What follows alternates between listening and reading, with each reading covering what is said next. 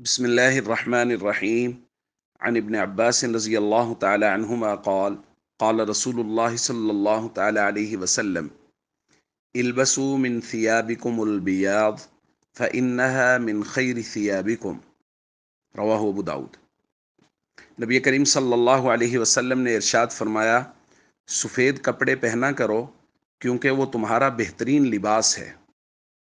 ایک دوسری روایت میں نبی کریم صلی اللہ علیہ وسلم نے ارشاد فرمایا، البسوا الثياب البیض فإنها اطہر واطیب۔ سفید کپڑے پہنا کرو کیونکہ وہ پاکیزہ اور منزہ لباس ہے۔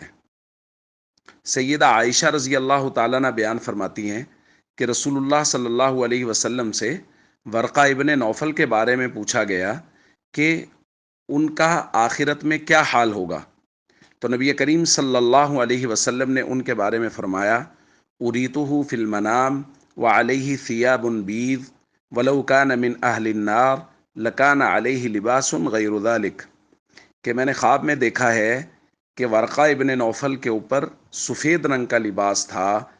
اس سے یہ معلوم ہو رہا ہے کہ وہ جنتی ہیں، کیونکہ اگر وہ جہنمی ہوتے تو سفید کے علاوہ کوئی رنگ ہوتا۔ تو اس سے یہ معلوم ہوا کہ سفید لباس اہل جنت کا لباس ہے۔ اسی طرح سفید لباس وہ فرشتوں کا لباس بھی ہے۔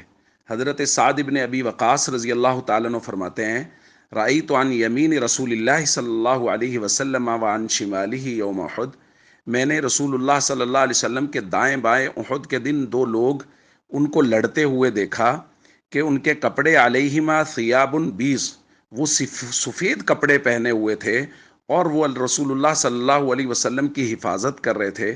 نہ تو میں نے ان کو پہلے کبھی دیکھا اور نہ ہی میں نے ان کو اس کے بعد کبھی دیکھا، یعنی وہ جبریل اور میکائیل تھے جو نبی کریم صلی اللہ علیہ وسلم کی سفید کپڑے پہنے ہوئے حفاظت کر رہے تھے۔ دوستو، ان روایات سے ہمیں یہ بات معلوم ہوئی کہ سفید کپڑے پہننا وہ رسول اللہ صلی اللہ علیہ وسلم کو خود بھی پسند تھا، اور حضور نے امت کو بھی سفید کپڑے پہننے کی تلقین فرمائی ہے۔ اور سفید کپڑا وہ فرشتوں کا لباس بھی ہے اور اہل جنت کا لباس بھی ہے۔ اس لیے ہم سب کو عام دنوں میں بھی سفید کپڑے پہننے کا اہتمام کرنا چاہیے، اور خاص طور پہ محرم الحرام میں بھی سفید کپڑے پہننے کا خاص طور پہ اہتمام کرنا چاہیے۔ والسلام علیکم ورحمۃ اللہ وبرکاتہ۔